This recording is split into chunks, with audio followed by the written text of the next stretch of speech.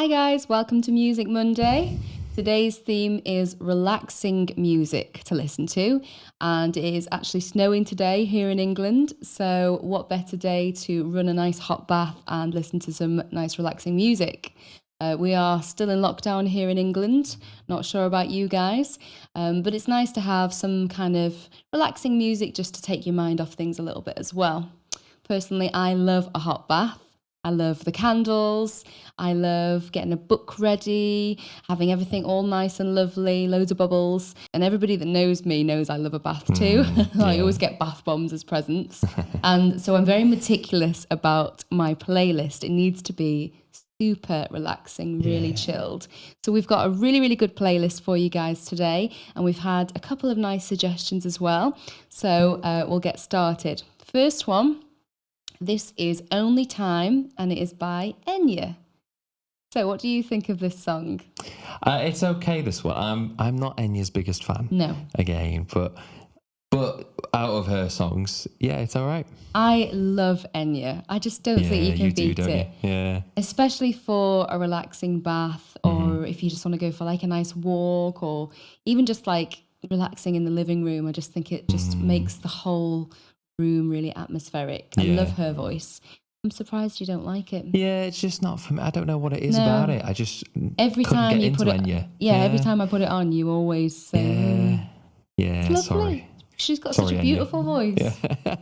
So this song, Only Time, was released in 2000, which was actually later than I thought. I know. I always assume she's 80s, 90s, but she's actually a bit later, isn't she? Than that. She is Ireland's best-selling solo artist and the second best artist behind U2, which is really, really cool, isn't it? And her song, this one in particular, has done really, really well. So it reached number 1 in Canada, Germany, Poland, Switzerland, number 2 in Austria, and it became Enya's only top 10 single as a solo artist in the States. So she's very universally popular. Yeah, she is, isn't she? Yeah, she's been used on films as well and stuff, hasn't she? Yeah, definitely. Yeah, she's her voice is used so much, and this song has been used a lot as well. I think it's the perfect bar song. It is played on the episode of Friends where Phoebe pretends that she's a Swedish masseuse and Rachel has a massage. If you listen carefully, accent. It's there in the background. So it's just idyllic music, perfect for a spa relax. I also actually love the other song that she does, Orinoco Flow. Orinoco Flow. Anyway, it's really, really beautiful. So have a listen to that one as well if you don't already know it. It's definitely worth a listen and definitely one to put for your relaxing playlist. Okay, so number 2. She's made it into a playlist yet again. Not sorry. Lana Del Rey. Your favourite artist. Yes. And this is the song Big Eyes. And this was 2014, written for the film Big Eyes. So it was written by Lana and her producer.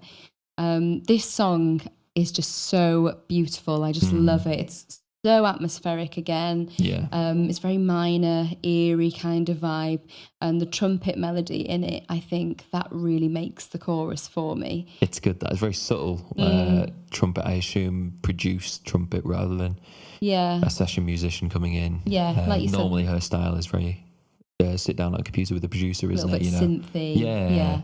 Subtle, and yet it makes the song sound really majestic. It makes it sound a lot older than it is, like really historical. So I think that's really clever.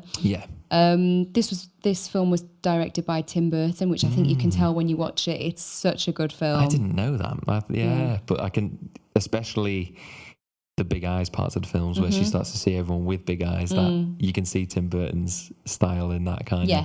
This film is just right up my street. Obviously, she's an artist, and the way. So are you. Yes, some might say, occasionally. And the way that she is depicted, obviously being put upon, totally exploited by someone, basically a con artist, who almost, he tricks her into marrying him. And the whole theme of it is sort of the exploitation of a woman who's talented. And I think that the way Amy Adams plays it is incredible. It's just, and it's a true story as well, which makes really it interesting. brilliant. Really interesting. Brilliant. And you can't believe that he did all that to this poor woman, this artist. But yeah, I really like the actor. I can't remember the actor's name, but the guy who plays her husband in it. He's been in loads of films. Yeah, he's in brilliant the last villain. Yeah. Bond film, and he's a brilliant villain. He's a great actor, isn't he? Mm-hmm. I liked him. Yeah. He was good. And I think Lana Del Rey lends herself to this. She does really well in soundtracks, I think, for movies, because again, of that, she makes songs sound majestic and historical, and this one, it works really, really well. Yeah, she did Once Upon a Time as well, didn't she, for, I think it was Maleficent? Yeah, Once Upon a Dream. Once Upon a Dream, sorry, yeah, that's it. She was, again, that's so beautiful, isn't it? Yeah, it's really well done. Yeah, really well done. And what I thought was really interesting as well is that she actually was shown the film by Tim Burton, and she got it, obviously being a woman, and she loved it. She loved the whole concept of it and wanted to be involved. And that's when she wrote the song, which I think is really, really interesting. The fact that she was able to see it. It wasn't just can you write this song for this film? Here's the synopsis. Yeah. The fact that she was able to see it and get the whole gist of the film to create the song. And then the lyrics are essentially talking about the film again, aren't they? We did a previous song in the last podcast, which is a similar thing, wasn't it? The Bond film, how they're given either the script or the film first so that they can write about what's in it. Yeah. And I think the song would actually stand in its own right. If it wasn't in the film, it would still be a really successful song. Obviously, it works well because, you know, the title is the same title as the song. That's the main running theme of it, as you said. But yeah, once again, I think she smashed it. Well done, Lana Del Rey. I like this one. Good choice. So yeah, okay, thank you very much for that. Next one is Strange Birds, and that is by Birdie. So this is from her album Fire Within, 2013, and it is referred to as Alternative. Yeah. So do you know what Birdie's real name is? Ooh, no, I don't. I don't think I do. Okay, right. I assumed that was a nickname or something. It was a nickname that her parents gave her. Was it? That Yeah. stuck, yeah. Bear with me on this one. Okay. Okay, her name is Jasmine Lucilla Elizabeth Jennifer van der Bogard. Could her parents not choose? So that I can understand why she went by Birdie. Yeah, it's easier to say, definitely. And she did write this song, but not alone. Do you know who wrote this song with her? No, go on. Sia. Really? Yeah. No way. So once again, Sia's smashing it. And Sia Furler, that's her full name, which, how cool is that name? That's a cool name. Is that her real name as well? Sia Furler. Sia Furler. Yeah. I wish that was my name. Yeah. Sophie's a bit more common, isn't it? Yeah, thanks. Yeah, great. So they wrote it together, two incredible artists. Yeah.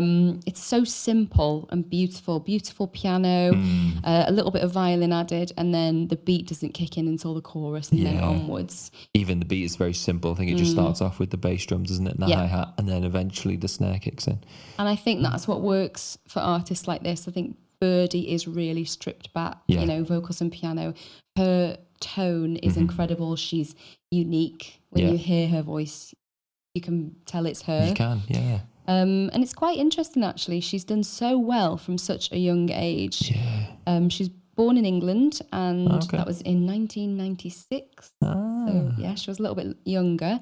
And she was the singer-songwriter. She began her career at the age of 7. Did she? She had piano lessons off her mum. Wow. Yeah.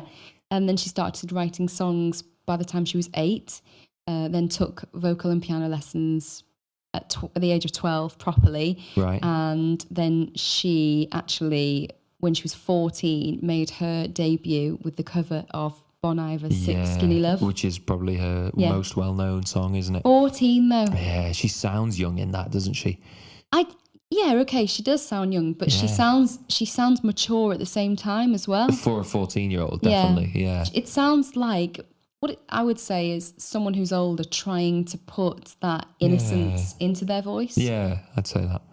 Yeah. I think she's got such a beautiful tone. Yeah. I think the way she holds back, again, she doesn't feel like she has to make too much of an effort. Yeah. I think in a previous podcast, we were talking about Billie Eilish and how she does a similar thing. Yeah. And that's really popular now. Yeah.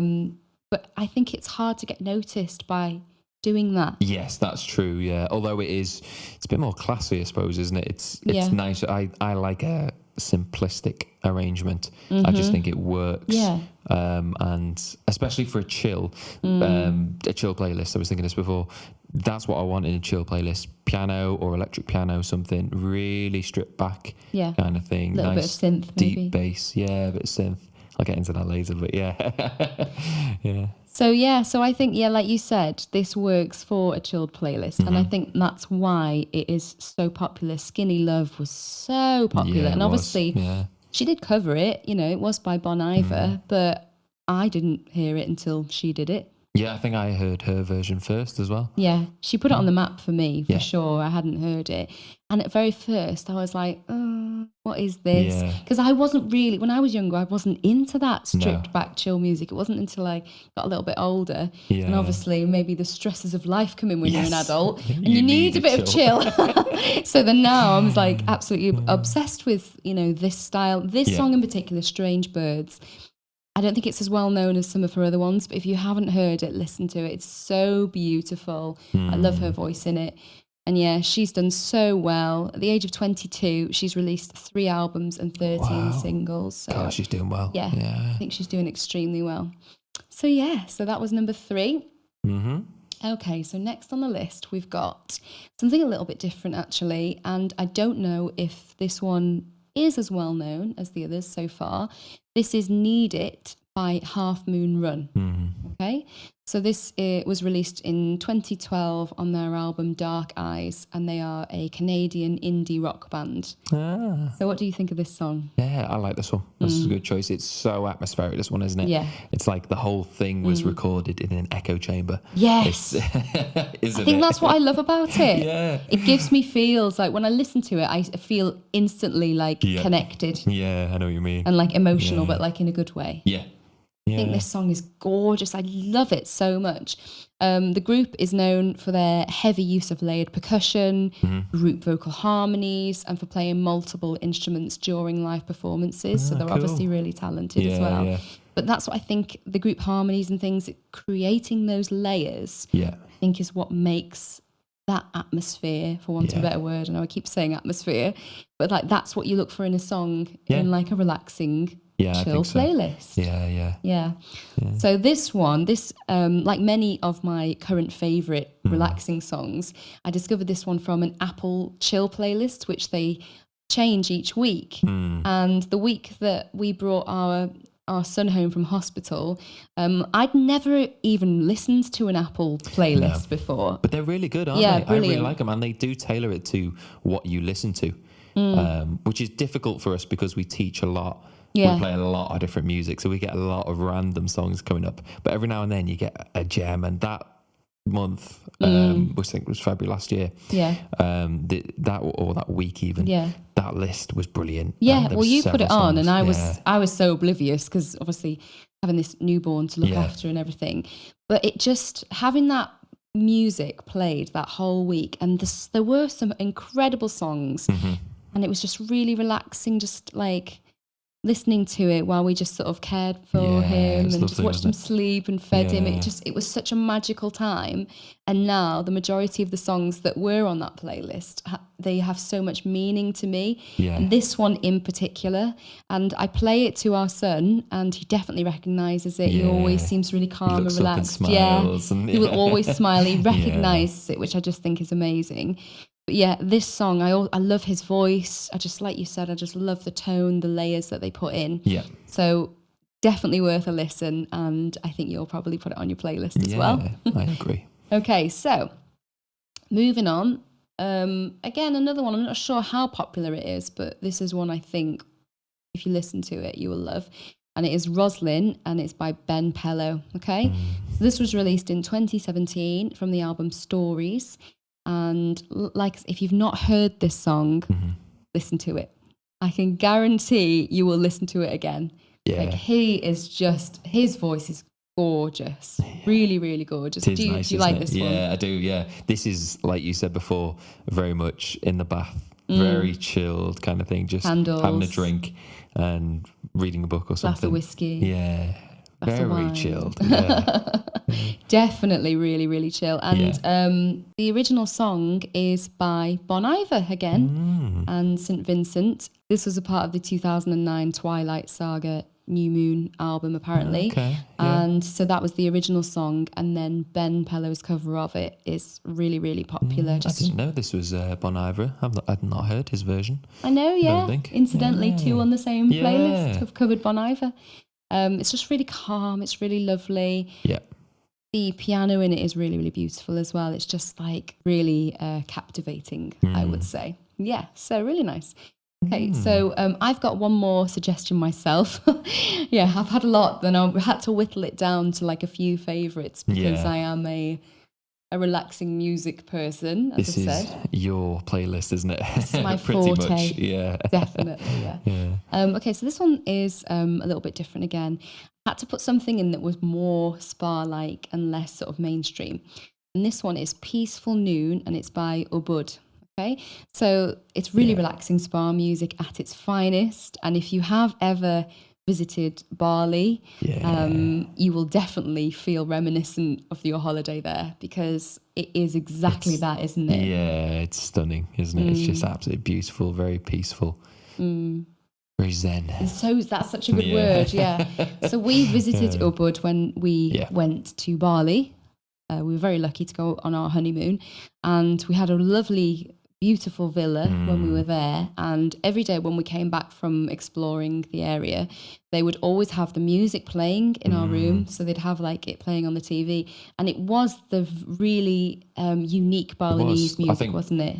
Spa music is probably the best way to describe it, isn't it? It was very much like that. Yeah. What you'd expect from an Asian spa. Yeah, very like sort of unique instrumental music, wasn't it? Yeah. And definitely. it does have that sort of that feel to it, doesn't it? Of it being almost like a retreat. Yeah. Yeah, like a yoga retreat. Yeah. I think like you say, the use of Eastern music, the microtonalities in there, rather than the Western music where we only have 12 tones or semitones in an octave. They have more than that. They have 24. So that's why it sounds very different. Yeah.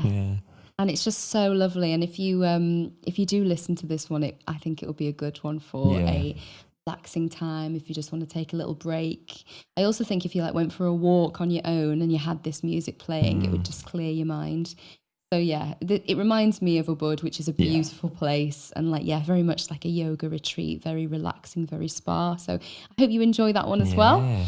Okay, so now we come to some listeners' suggestions, and there are a couple of good ones. So we've got Teardrops. It's Massive Attack, but the Newton Faulkner version. It's such a good version. I thought you'd like this one. I love Newton Faulkner anyway.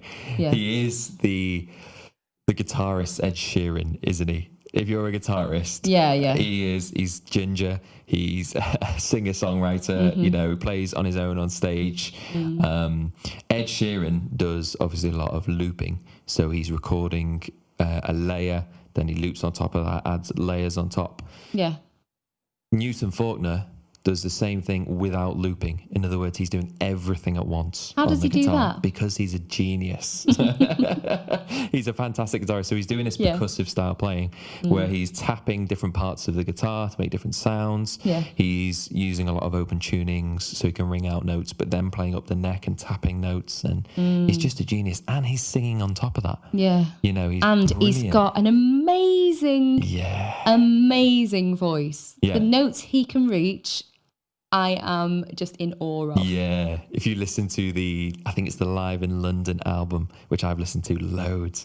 He talks about one of the songs is like, this is the highest note I've ever put in a song, and then he does it, and it's in a really peculiar high part of the song. You don't expect it as well. Yeah, definitely. And his version of this song, Teardrops, is gorgeous. It is. We've seen him live, haven't we? Yeah. You've seen him a couple of times, I think. Is that right? I've been twice, and once in my favourite venue, which was the Philharmonic in Liverpool. And then the second time we saw him at a mini festival, didn't we? Yes, little mini festival near my hometown. Yeah, really tiny little field, which packed with as many Welsh people as would fit.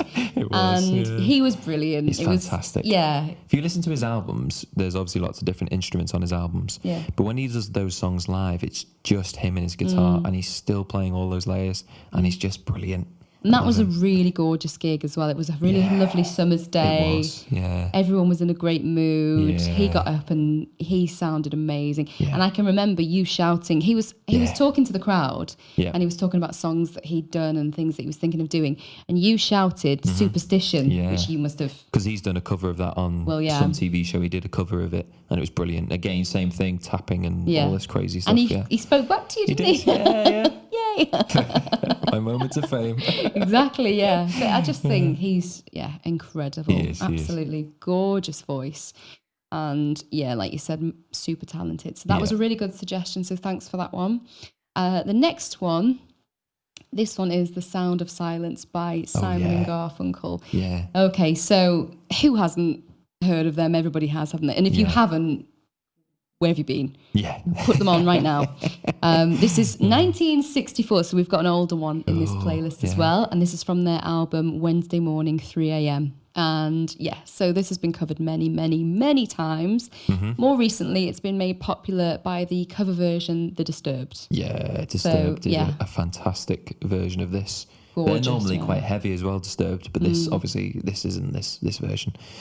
It's super stripped back, isn't it? But it's beautiful. Gorgeous voice. Yeah. And I think a lot of people, it's like the new popular thing where singing teachers or professionals watch them and do like a reaction video on YouTube. And I've seen so many versions of this one. So I think everyone's sort of jumped on the bandwagon of this because obviously they don't expect it of The Disturbed.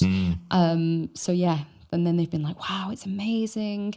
A lot of my students have asked to sing this in their singing lessons, particularly the Disturbed version. I've had a few students have wanted to do the Simon and Garfunkel. It just depends who it is, what age they are, what speaks to them a little bit more. Exactly. But it's such a gorgeous song, very simple yet again. And the person who suggested this song said he likes to just put his headphones on and block out the rest of the world and listen to it and just really, really relax and chill. And I thought that was lovely, really nice. Great song to do that too, isn't it? Yeah. Definitely. So those are my suggestions today. Cool. I feel really relaxed now, even just talking about them. We've been listening to them today as well. So I think they are definite ones for a relaxing playlist. So have you got a couple of choices for us? Yeah, I've got two. Again, I think both of these we got from an Apple playlist again. Yeah. I think both of them. But the first one is a fantastic song. It's called Monday by Matt Corby. It wasn't an artist I knew before. And again, I've not really heard much else from him. But this is such a good song. Yeah. He's an Australian artist. And he said he locked himself away. He went... I think he hired a cottage in Australia for 2 months, he said, and just wrote this album. Oh, really? I bet you love that. Yeah, it was well cool. And in fact, the video for this song is that cottage. Oh, really? Yeah, that he locked himself away in for 2 months and just wrote this album. And he said he was playing around with vocal loops so that he could write this song. And he was... just working out the harmonies, really. You can definitely tell that that's how he's done that. You can't you? Yeah. So he'd record the loop, it would loop over and over. Then he'd add the next layer of the harmony. But he was just working it out, he said. But obviously he then liked it as was, instead of putting that onto instruments. He liked it as vocals. I think this song in particular is one that like hooks you from the second you hear it. So it's just literally clicking. Yeah. Then one vocal, and then, as you've said, looping over a harmony, looping over another harmony. So you've got this simplistic but incredible piece of music. It's beautiful, before he's even moved into a word. Yeah. It's just ooze at first. And it's all, like you say, it's almost just him doing it, because you've got the vocal loops, like you say, it starts off with clicking. There is, I think it is a bass drum, but it could almost be a stamp that he's doing in there, but it is a bass drum, I think. And then it moves on to the clapping as well. And then there's just these vocal harmony layers doing this kind of melody riff kind of thing over and over. And then he sings on top, and it's beautiful, isn't it? Yeah, gorgeous. It's so good. And this is like super chilled out for me. This is great. It's, I really I love his voice as well. It's got a deep voice, isn't it? Gorgeous. Good range, actually. Yeah, really good. The first time I heard this song was actually just an Instagram artist who I follow. was doing a time-lapse painting, and as she was painting this amazing picture, she had this on in the background. Yeah. And I remember looking at the comments, and almost every comment was like, what's this song? Yeah. What's this song? Yeah. Oh my goodness. Well, it was 2015 it came out, so only 5-6 years ago now. Yeah. But the lyric Monday doesn't appear in the song. It's not in the song. And he said that he was trying to lift one of the lyrics to make it the title, but they were all just worked out being so cheesy, he thought. So he just said, I'm just going to pick a random word and went with Monday. And then, I like that. Yeah. You do what you want when you've written a song yourself. Yeah, that's it. Yeah. But it's such a good song, so I definitely recommend this one if you haven't heard it. Great choice. Brilliant. What's next? And then my second choice for today, the last one on this list, is going to be Retrograde. I couldn't think what it was called then. Renegade or Retrograde. Do you know what I think is because you don't know the name of this song until you have to look it up. Yeah, I have to. Yeah. And every single time I think of the song, I have to look up the name of it. Yeah, because it's like, hang on, I love that song, but what is it? Yeah. But this is a very similar vibe. It's by James Blake, who's an English artist. Yeah, he's a producer, singer-songwriter. But it's a similar thing again. There's a vocal melody and harmonies doing again like a little riff, and that's what I like about it.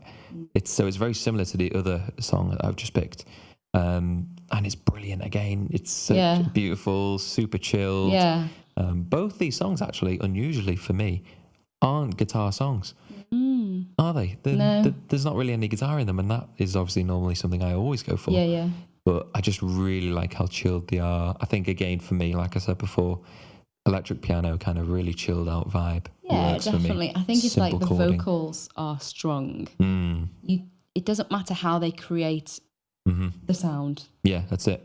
It's just, and like his vocals, like for me, I think he's like a mix between John Legend and Sam Smith. Like if you mix them, this is like what the vocal would sound like. Yeah, I get that. I love his voice. I love like again, once it starts off with just like oohs, and that captivates you from the second. I think it does. The way they've layered it, it's brilliant. Yeah. Interestingly though, it didn't do well in the UK at all. Really? It reached 87 in the charts. No way. Which is really low. But the thing is, I expect that. That's why I think when people like Birdie have done really well, it makes me wonder how. Yeah. Because you think, it's incredible, but it's not like here we are, here's the latest song, here's for the next Now playlist, you know. That's it. Throwaway song or something. Yeah, it's something with a bit more to it, but it's not pushy. Yeah.